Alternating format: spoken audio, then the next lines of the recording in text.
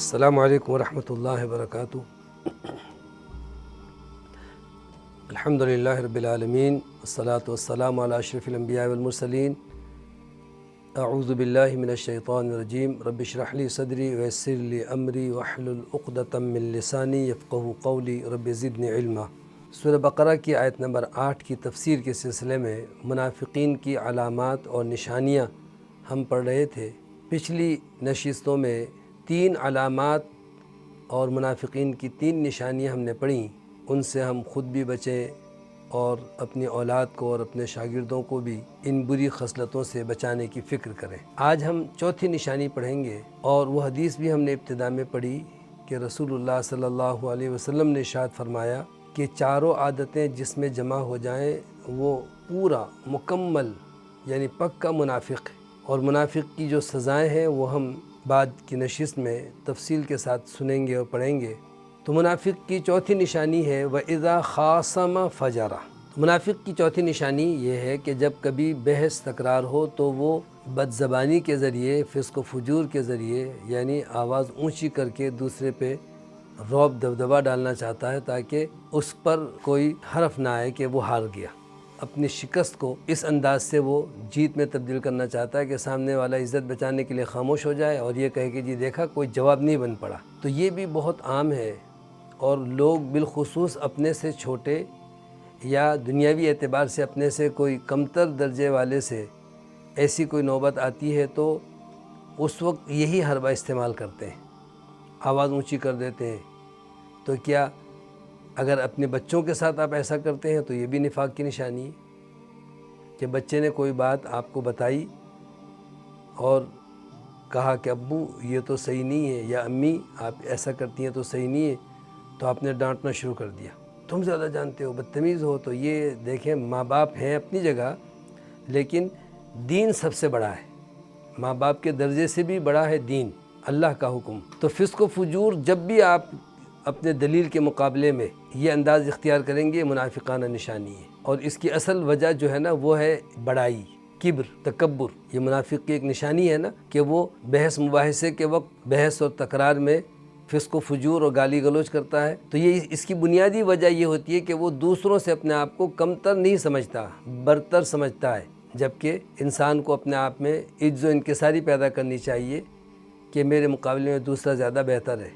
مجھ میں زیادہ کمزوری ہے، مجھ میں زیادہ خامیاں ہے، مجھ میں جو عیب ہے وہ میں جانتا ہوں، میرا اللہ جانتا ہے۔ تو دوسرے شخص کی ایک غلطی بھی نظر آ جائے تو بھی اسے درگزر کر کے اس کی اچھی بات کو قبول کر لیں، اس کے بجائے جب اس کی کوئی بات اچھی ہے لیکن چونکہ ہماری منشا کے خلاف ہے تو ہم اس کے عیب ڈھونڈ کر کے اس پر جو ہے کیچڑ اچھالنا شروع کر دیتے ہیں۔ تو یہ منافق کی چوتھی جو نشانی ہے، اس سے اپنے آپ کو ہم کیسے بچائیں؟ مزاج میں اعتدال پیدا کریں، اور اپنے بچوں کے ساتھ بھی وہ رویہ اختیار کریں کہ جس سے ان کی اصلاح ہو۔ بچوں نے اگر آپ کو ٹوک دیا یا آپ کو کوئی نصیحت کر دی تو آپ خندہ پیشانی سے ان کے مشورے کو قبول کریں اور بچوں کا شکریہ ادا کریں، ان کی حوصلہ افزائی کریں کہ بیٹے آپ نے صحیح بات کہی، آپ نے بالکل درست کہا، واقعی میں غلطی پر تھی یا میں غلطی پر تھا۔ ماں ہو، باپ ہو، استاد ہو، انہیں تسلیم کر لینا چاہیے۔ تو یہ ہے بڑا پن، اور اگر ایسا نہیں کرتے تو یہ نفاق کی نشانیوں میں سے ایک نشانی ہم نے پڑھی کہ وہ لوگ جو بحث تکرار کے وقت فسق و فجور اور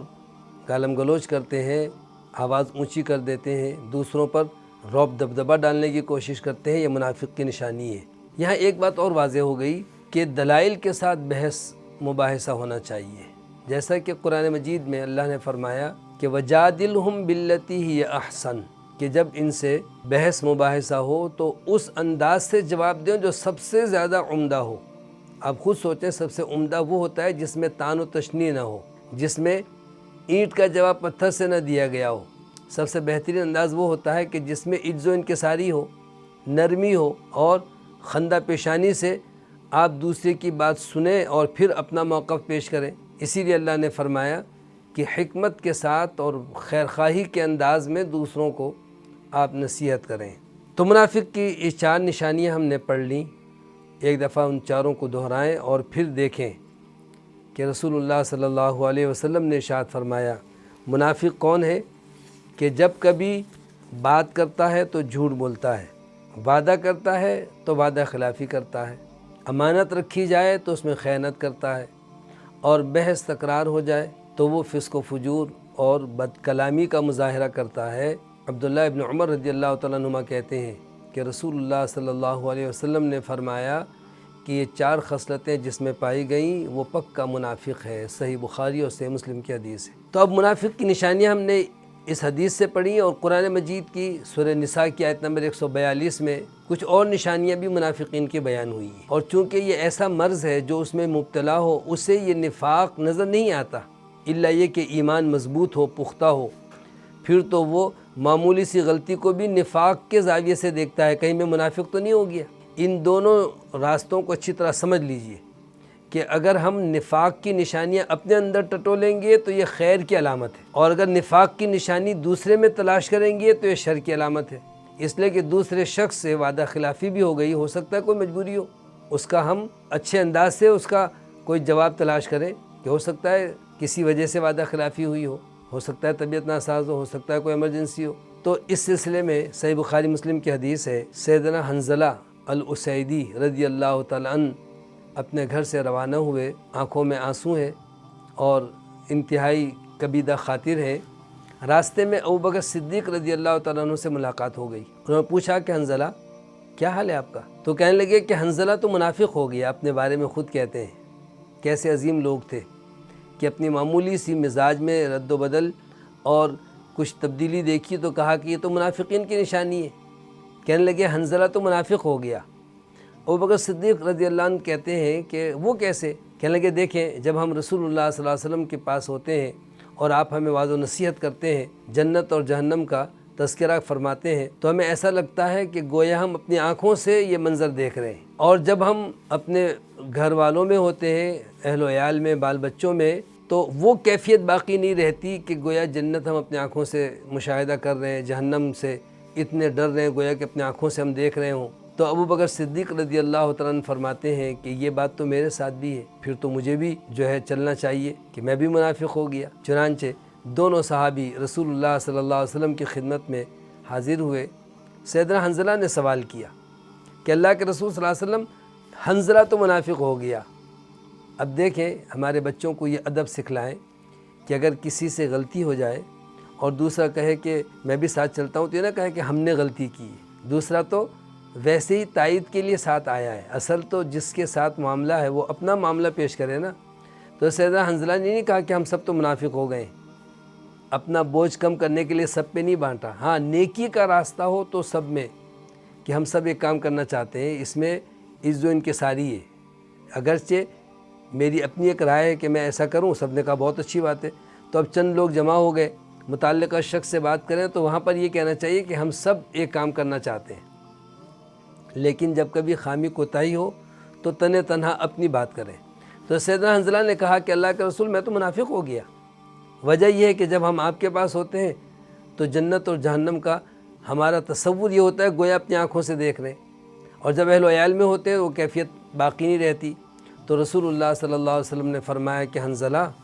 جو کیفیت یہاں تمہاری ہوتی ہے، یعنی جنت اور جہنم گویا کہ اپنی آنکھوں سے مشاہدہ کر رہے ہو، اگر یہ کیفیت اہل و عیال میں اور اپنے گھروں پہ بھی تمہاری برقرار رہے تو اللہ کی قسم تم اپنے بستروں پر رہو، اہل و عیال میں مصروف رہو اور فرشتے تم سے مصافحہ کرنے لگ جائیں۔ یعنی اتنی کہ ایمان کی کیفیت بلند اگر ہو جائے کہ ہر وقت وہی کیفیت ہو۔ اس سے ایک اہم بات یہ بھی معلوم ہوئی کہ ایمان بڑھتا اور گھٹتا ہے، لیکن ایمان اتنا گھٹ جائے نفاق کی نشانی کی وجہ سے کہ وہ ایمان سے خارج ہو جائے، اس سے پناہ مانگنی چاہیے۔ تو رسول اللہ صلی اللہ علیہ وسلم نے فرمایا ولیکن یا حنظلۃ ولیکن ساعۃ و ساعۃ، حنظلہ یہ تو وقت وقت کی بات ہوتی ہے۔ تو انہوں نے نفاق کی نشانیاں اپنے اندر تلاش کی، دوسروں میں نہیں تلاش کی۔ آج ہم دوسروں میں تلاش کر رہے ہوتے ہیں اور بلا تأمل دوسرے کے بارے میں کہہ دیتے ہیں فلاں تو منافق ہے، میں نے خود کئی دفعہ اس کے جھوٹ کو پکڑا، وہ تو منافق ہے۔ تو جھوٹ ایک خصلت ہے، اس ایک کی بنیاد پر اس کو آپ منافق کیسے کہہ رہے ہیں؟ رسول اللہ صلی اللہ علیہ وسلم نے تو یہ بھی ارشاد فرمایا کہ مجھے لوگوں کے دلوں کو ٹٹولنے کا حکم نہیں دیا گیا ہے، یعنی ہم ان کے ظاہر پر، ان کے الفاظ پر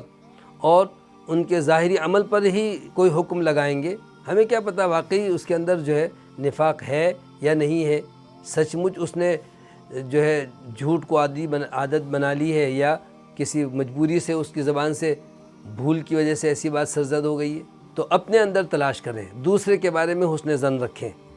تو رسول اللہ صلی اللہ علیہ وسلم نے یہ بات ارشاد فرمائی کہ جس میں چاروں باتیں پائی جائیں، چاروں چیزیں جمع ہو جائیں، ہم اپنے آپ میں دیکھیں کہ کیا ہم ان چاروں بری عادتوں سے بچے ہوئے ہیں، اللہ کا شکر ادا کریں اور اپنے بچوں کی تربیت کریں۔ نفاق کی کچھ اور نشانیاں ہیں، جیسا کہ سورہ نساء کی آیت نمبر 142 میں اللہ نے فرمایا کہ ان المنافقین یخادعون اللہ وهو خادعهم، منافقین تو اللہ کو دھوکہ دینا چاہتے ہیں، حالانکہ اللہ ان کے ساتھ مخادعت کا معاملہ کرتا ہے کہ ان کو ان کے اس حرکت پر اللہ تعالیٰ دنیا میں چھوڑ دیتا ہے، وہ سمجھتے ہیں کہ دیکھا ہم نے سب کو دھوکہ دے دیا۔ پھر فرمایا اللہ نے کہ وَإِذَا قَامُوا إِلَى الصَّلَاةِ قَامُوا كُسَالَىٰ، یہ منافقین نماز کے لیے جب کھڑے ہوتے ہیں تو سست، کاہل، جیسے جان نہیں ہے جسم میں۔ تو دیکھیں ہم نماز میں کوتاہی تو نہیں کرتے۔ اگر ہم اپنے بچوں کی نماز کے بارے میں تربیت کرنا چاہیں تو اذان ہوتے ہی خود ہم اٹھ کھڑے ہوں، وضو کریں، سنتیں پڑھیں، مرد حضرات مسجد کے لیے روانہ ہوں، خواتین بھی وقت پہ نماز ادا کریں، تو یہ آپ بچوں کو عملی طور پر تربیت دے رہے ہیں۔ اور اگر ہم خود کوتاہی کریں گے تو بچے بھی کوتاہی کریں گے، اور یہ کاہلی، سستی نفاق کی ایک نشانی ہے۔ یہ اللہ نے قرآن میں ذکر کیا کہ اذا قاموا الی الصلاۃ قاموا کسالی۔ پھر بالخصوص دو نمازوں میں، عشاء اور فجر میں تاخیر کرنا، یہ تو منافق کی خاص نشانی آپ نے بیان فرمائی کہ تمام نمازوں میں منافقین پر دو نمازیں بڑی بھاری ہوتی ہیں، نماز عشاء اور نماز فجر۔ تو آپ دیکھیں ان دو نمازوں میں تو کوتاہی نہیں کرتے۔ اسی طریقے سے عصر کی نماز کے بارے میں بھی رسول اللہ صلی اللہ علیہ وسلم نے یہ ارشاد فرمایا۔ سیدنا ابو ہریرہ رضی اللہ تعالیٰ عنہ کہتے ہیں کہ رسول اللہ صلی اللہ علیہ وسلم نے فرمایا کہ منافق کی نشانی یہ ہے کہ وہ بیٹھا رہتا ہے، یعنی نماز کے وقت کو مؤخر کرتا رہتا ہے، یہاں تک کہ جب سورج شیطان کے دو سینگوں کے درمیان یعنی غروب کے قریب ہوتا ہے، جب سورج طلوع یا غروب ہوتا ہے تو شیطان اس کے آگے کھڑا ہو جاتا ہے، اس کی دو سینگوں کے درمیان سورج طلوع ہوتا ہے یا غروب ہوتا ہے، اس وقت سجدہ کرنا منع ہے، لیکن فرض نماز تو بہرحال پڑھی جائے گی۔ تو یہ منافق کی نشانی یہ ہے کہ نماز عصر کو مؤخر کرتا ہے یہاں تک کہ جب سورج غروب کے بالکل قریب ہو، اب وہ جاتا ہے اور پھر فرمایا نقرا اربعن، 4 ٹھونگے مارتا ہے کوے کی طرح، یعنی اٹھک بیٹھک بڑی تیزی کے ساتھ، ایسا لگتا ہے کہ جیسے کوئی بوجھ اتار کے پھینک رہا ہے۔ تو یہ نفاق کی نشانی ہے، اس سے بچنے کی ضرورت ہے۔ چونکہ منافقین کے بارے میں ایک بنیادی موضوع کو سمجھنے کی ضرورت ہے، اس لیے کچھ اور نشانیاں ہیں، اس کو بھی یاد رکھیں۔ رسول اللہ صلی اللہ علیہ وسلم نے فرمایا، ابو ہریرہ رضی اللہ عنہ کہتے ہیں کہ قیامت کے دن لوگوں میں سب سے بدترین شخص وہ ہوگا جو ذو الوجہین ہے، یعنی 2 چہروں والا، 2 رویوں والا۔ ایک شخص ہے، اس کے ساتھ بیٹھتا ہے تو اس کی تعریف کرتا ہے، دوسرے کی برائی، دوسرے کے پاس جاتا ہے تو اس کی تعریف کرتا ہے، اس کی برائی کرتا ہے۔ تو گویا کہ 2 رخا شخص جو ہے یہ بدترین لوگوں میں سے ہے، اس کو شر الناس کہا گیا، سب سے برا شخص ہے۔ لوگ اسے حکمت سمجھتے ہیں، مہارت سمجھتے ہیں کہ جس سے ناراضگی بھی ہو تو سامنے اس کی تعریفیں جھوٹی جھوٹی کر رہے ہوتے ہیں، پیٹھ پیچھے کہتے ہیں میں تو ایسی مزے لے رہا تھا۔ تو دیکھیں اچھے اخلاق سے پیش آنا اچھی بات ہے، لیکن آپ اگر جھوٹ اس کی تعریف کر رہے ہیں تو یہ صحیح نہیں ہے، اور اس سے زیادہ برائی یہ ہے کہ پھر اس سے جدا ہوتے اس کی برائی شروع کر دیتے۔ اگر آپ نے جھوٹ موٹ بھی کسی کے ساتھ اس کی تعریف کی، اس کو خوش کرنا چاہا تو اس پر قائم تو رہیں، اس کے پیٹھ پیچھے بھی کہیں کہ نہیں آدمی اچھا ہے، میں تو اس کے بارے میں اچھے الفاظ کہہ کر آیا ہوں، تو اچھے الفاظ پر قائم رہیں۔ یہ جو 2 رخا ہے، ذو الوجہین ہے،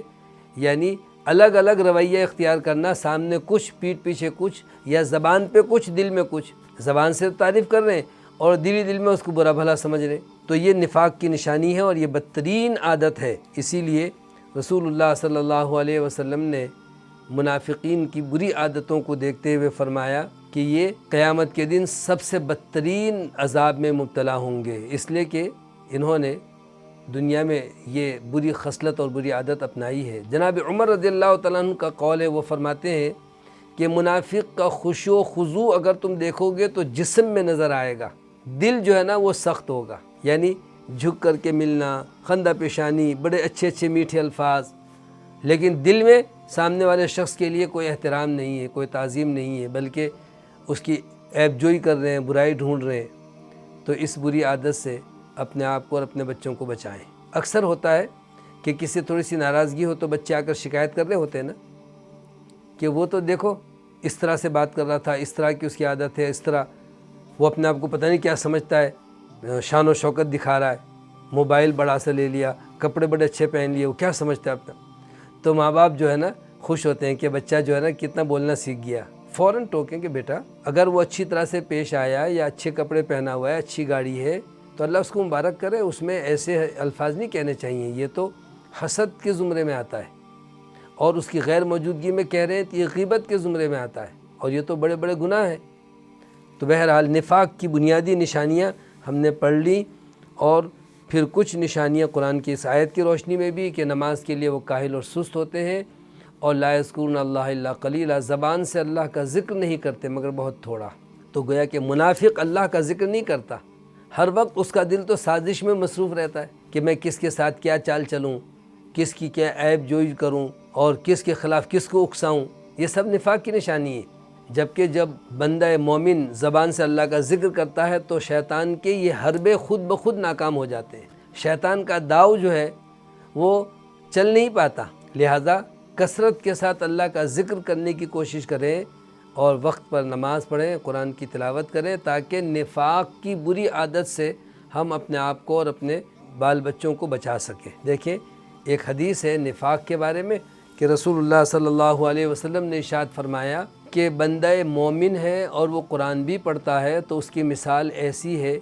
جیسے اترجا، انتہائی خوش ذائقہ پھل، اس کی خوشبو دور دور تک پھیل جاتی ہے اور ذائقہ بھی بہت اچھا ہے۔ اور فرمایا کہ بندہ مومن ہے، قرآن کی تلاوت بھی کرتا ہے، اس پر عمل بھی کرتا ہے، تو اس پھل کے مانند اس کی مثال ہے کہ ذائقہ بھی اچھا ہے اور اس کی مہک اور خوشبو بھی اچھی ہے۔ دوسرا بندہ مومن ہے جو قرآن کی تلاوت نہیں کرتا، قرآن پڑھتا نہیں ہے لیکن عمل کرتا ہے قرآن پر، تو فرمایا اس کی مثال کھجور جیسی ہے، کوئی خوشبو نہیں ہے لیکن ہاں ذائقہ میٹھا ہے۔ تو گویا کہ قرآن پر عمل کر رہا ہے، قرآن کے مطابق اس کا عقیدہ ہے، وہ مومن ہے، تو اس کی یہ ایمان کی حلاوت ایسی ہے جیسے کھجور، لیکن جب تلاوت کرے گا تو اس کی یہ خوشبو پھیلے گی، نفاق سے بچے گا، شیطان کے حملے سے بچے گا، ماحول پاکیزہ ہوگا۔ تو اس لیے تلاوت کی فضیلت آپ نے بیان کی کہ بندہ مومن اگر تلاوت نہیں کرتا تو کھجور کی طرح سے ہے، اس کی اچھائی اس کے دل میں ہے، اس کی خوبی، اس کی مٹھاس صرف کھجور چکھیں گے تو پتہ چلے گا، ورنہ تو برابر والے شخص کو پوچھیں کہ میرے ہاتھ میں کیا ہے، نہیں بتا سکتا، آنکھیں بند کر کے پوچھیں کہ سونگھ کے بتاؤ تو نہیں بتا سکتا۔ پھر آپ نے تیسری مثال دی، فرمایا کہ ایک منافق ہے، وہ قرآن کی تلاوت کرتا ہے تو اس کی مثال ایسی ہے جیسے پھول کہ خوشبو تو بہت اچھی ہوتی ہے لیکن اس کا ذائقہ کڑوا ہے، ذائقہ اچھا نہیں ہے۔ تو منافق بھی اگر قرآن کی تلاوت کر رہا ہے تو وہ پھول سے آپ نے اس کی تشبیہ دی۔ اب یہاں پر ایک بات یہ معلوم ہوئی کہ منافقین اچھے کام بھی تو کرتے ہیں، قرآن کی تلاوت کرتے ہیں، پھر نفاق کیوں باقی ہے؟ اس لیے کہ قرآن کی تلاوت اللہ کی خوشنودی کے لیے نہیں، لوگوں کو دکھانے کے لیے۔ نماز فریضہ ادا کرنے کے لیے نہیں بلکہ لوگوں کو مطمئن کرنے کے لیے، تاکہ لوگوں کا اعتماد ان پر ہو کہ بڑا نمازی ہے، بڑا دیندار ہے۔ تو رسول اللہ صلی اللہ علیہ وسلم نے فرمایا کہ یہ لوگ جو لوگوں کو دکھانے کے لیے قرآن پڑھتے ہیں، نماز پڑھتے ہیں، روزہ رکھتے ہیں، یہ شرک کرتے ہیں۔ آپ نے فرمایا من صلی یرائی فقد اشرک ومن صام یرائی فقد اشرک، جس نے نماز پڑھی لوگوں کو دکھانے کے لیے شرک کیا اس نے، یعنی اللہ کے ساتھ اوروں کو بھی شریک کر لیا۔ دکھانا تو اللہ کو چاہیے، اللہ کو خوش کرنا چاہیے، وہ لوگوں کو خوش کرنا چاہتا ہے۔ جس نے روزہ رکھا دکھاوے کے لیے اس نے شرک کیا۔ تو گویا کہ لوگوں کو دکھانے کے لیے، لوگوں کو مطمئن اور خوش کرنے کے لیے عمل کر رہا ہے، لیکن حقیقت میں اس پر نہ ایمان ہے نہ عمل ہے، تو اس کی مثال تو پھول کے مانند ہے۔ اور فرمایا چوتھی مثال اس منافق کی ہے جو نہ قرآن کی تلاوت کرتا ہے نہ قرآن کے مطابق اس کا عقیدہ اور عمل ہے۔ تو فرمایا اس کی مثال تو حنظلہ کی ہے، اندرائن کی ہے، انتہائی بد ذائقہ اور بری مہک والے ایک پھل کی ہے کہ اتنا کڑوا ہوتا ہے کہ دور سے ہی اس کی مہک سے آدمی متنفر ہوتا ہے، اور اگر منہ پہ رکھ لے تو اس کا ذائقہ اتنا کڑوا ہے۔ تو فرمایا یہ منافق کی مثال ہے۔ تو اس سے پتہ چلا کہ منافق قرآن کی تلاوت کرے، نماز پڑھے، روزہ رکھے، جب تک کہ نفاق سے اپنے آپ کو نہیں بچائے گا، اس کا کوئی عمل اس کے لیے ثواب کا باعث نہیں ہے۔